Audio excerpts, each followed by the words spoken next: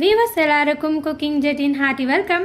இந்த வீடியோவில் நம்ம தென்னிந்தியர்களோட பண்டிகை அப்படின்னாவே இந்த சேமியா பாயாசம் இல்லாத முடிவடையாதுங்க. அந்த அளவுக்கு நம்ம பண்டிகையில் ரொம்ப ரொம்ப முக்கியமான அதே நேரத்தில் டக்குன்னு செய்கிற மாதிரியான ரெசிபி தான் இந்த சேமியா பாயாசம்.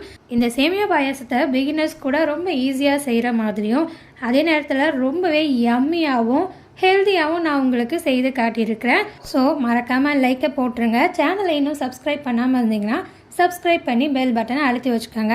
இப்போ வாங்க நம்ம இந்த சேமியா பாயாசத்தை எப்படி செய்யுதுன்னு பார்க்கலாம். சேமியா பாயாசம் செய்கிறதுக்கு நான் இன்றைக்கி சர்க்கரை சேர்த்து செய்யாமல் வெல்லம் சேர்த்து தான் செய்ய போகிறேன். இந்த வெள்ளத்தில் டஸ்ட்டெல்லாம் இருக்கும், அதனால் அதை ரிமூவ் பண்ணுறதுக்காக வெள்ளத்தை கரைச்சிட்டு வடிகட்டிக்கணும். அதுக்கு 1.5 கப்பு வெல்லம் சேர்த்துட்டு 1.25 கப் அளவுக்கு தண்ணி சேர்த்துக்கங்க. எனக்கு பாயாசம் ரொம்ப இனிப்பாக இருந்தால் பிடிக்குன்றதுனால இந்த அளவுக்கு நான் வெல்லம் எடுத்துருக்கிறேன்.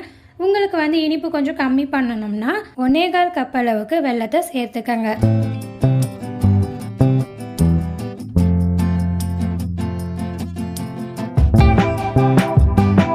வெல்லம் பார்த்தீங்கன்னா கட்டிகள்லாம் எதுவுமே இல்லாமல் நல்லா கரைஞ்சிடுச்சு. இப்போ அடுப்பை ஆஃப் பண்ணிவிட்டு இந்த வெள்ளை தண்ணியை எடுத்து மூடி போட்டு ஓரமாக வச்சுருங்க. அடுத்ததாக பாயாசம் செய்கிறதுக்கு முந்திரியையும் திராட்சையும் நெய்யில் வறுத்து எடுத்து வச்சுக்கணும். அதுக்கு கடாயில் 2 டேபிள் ஸ்பூன் அளவுக்கு நெய் சேர்த்துக்கிறேன். நெய் இலகுனதும் இதில் வறுக்கிறதுக்கு தேவையான முந்திரியை சேர்த்துக்கங்க. சேர்த்துட்டு இதை கொஞ்சம் லைட்டாக ப்ரௌன் கலர் வர வரைக்கும் வறுத்துக்கங்க. இப்போ நான் முந்திரியோட கலர் லைட்டாக சேஞ்ச் ஆகிற வரைக்கும் வறுத்துட்டேன். அடுத்ததாக இதில் காய்ந்த திராட்சையை சேர்த்துட்டு வறுத்துக்கிறேன். பாயாசத்துக்கு இவ்வளோ தான் முந்திரி சேர்க்கணும், இந்த அளவுக்கு தான் திராட்சை சேர்க்கணும் அப்படின்லாம் இல்லை. நம்மளோட விருப்பம் தான். உங்களுக்கு நட்ஸ் அதிகமாக சேர்க்கணும்னா நிறைய சேர்த்துக்கோங்க. காய்ந்த திராட்சை இனிப்பும் புளிப்பும் சேர்ந்த மாதிரி இருக்கும். பாலில் எனக்கு அந்த மாதிரி திராட்சைலாம் நிறைய சேர்க்க வேணாம் அப்படின்னு விருப்பப்பட்டிங்கன்னா நீங்கள் அதை கூட கம்மி பண்ணிக்கோங்க. இது நம்மளோட ஆப்ஷனல் தான். இப்போ இந்த முந்திரியும் திராட்சையும் நல்லா வறுபட்டுடுச்சு, அதனால் நான் இப்போ இதை எடுத்து வச்சிடுறேன். அடுத்ததாக சேமியாவை வறுத்துக்கணும். இதே நெய்யில் 1 கப் அளவுக்கு சேமியாவை சேர்த்துட்டு கலர் சேஞ்ச் ஆகிற வரைக்கும் நான் வறுத்துக்கிறேன். 1 கப்பு சேமியான்றது அப்ராக்சிமேட்டாக 100 கிராம் அளவுக்கு வரும். சேமியா வறுக்கும் போது கைவிடாமல் தொடர்ந்து வறுத்துக்கிட்டு இருங்க. அப்போ தான் நமக்கு சேமியா கருகிடாமல் நல்லா ஒன்று போல் வறுந்து வரும். இப்போ சேமியா பார்த்தீங்கன்னா நல்லா வறுபட்டுடுச்சு. இந்த அளவுக்கு ப்ரௌன் கலர் ஆனால் போதும். அடுத்ததாக அடுப்போட அனலை சிம்மில் வச்சுட்டு வறுத்த இந்த சேமியாவில் 3 கப் அளவுக்கு பால் சேர்த்துக்கங்க. நல்லா ஃபுல் ஃபேட் மில்காக எடுத்துக்கோங்க. அது பாயாசத்துக்கு நல்ல டேஸ்ட்டை தரும். அடுத்தது இது கூடவே 1 கப் அளவுக்கு தண்ணீர் சேர்த்துக்கங்க. சேர்த்துட்டு இது எல்லாத்தையும் நல்லா கலந்து விட்டுக்கங்க. இதில் பார்த்தீங்கன்னா 1 கப்புக்கு 3 கப் அளவுக்கு பால் எடுத்துருக்கிறேன். இந்த அளவுக்கு பால் ரொம்ப அதிகமாகவும் இருக்காது, குறைச்சலாகவும் இருக்காது.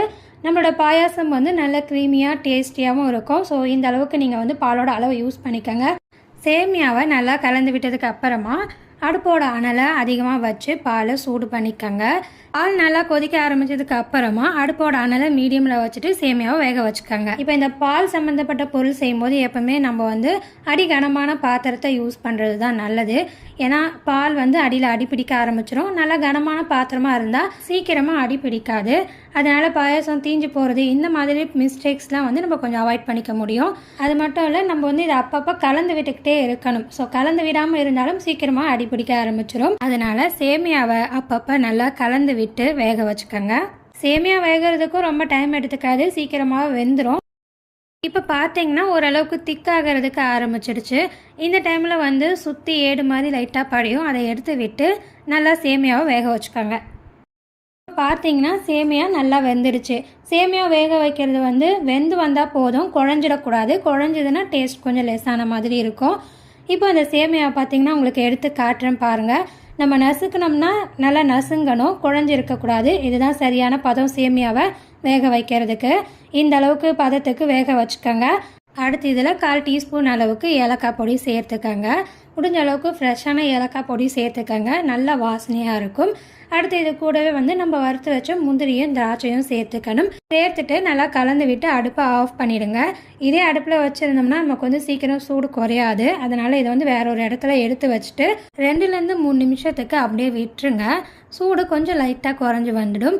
அடுத்ததாக இதில் நம்ம ஏற்கனவே கரைச்சி வச்சுருக்கோம் இல்லையா வெள்ளை தண்ணி, அதை இப்போ இதில் சேர்த்துக்கங்க. இந்த வெள்ளை தண்ணி சில்லுன்னெலாம் ஆகியிருக்கக்கூடாது. நல்லா ஓரளவுக்கு சூடாகவே இருக்கணும். அப்போ தான் வந்து நல்லாயிருக்கும். அதனால் நம்ம ஃபஸ்ட்டு வெள்ளை தண்ணியை கரைச்சி வச்சதுக்கு அப்புறமா உடனே சேமியாவை செய்ய ஆரம்பித்தோம்னா நமக்கு வந்து பதம் சரியாக இருக்கும். ரொம்ப டைம் எடுத்துகிட்டு செய்கிறீங்கன்னா லைட்டாக வெள்ளை தண்ணியை சூடு பண்ணிவிட்டு சேர்த்துக்கங்க. அவ்வளோதாங்க, நம்மளுடைய சேமியா பாயாசம் சூப்பராக ரெடி ஆகிடுச்சு.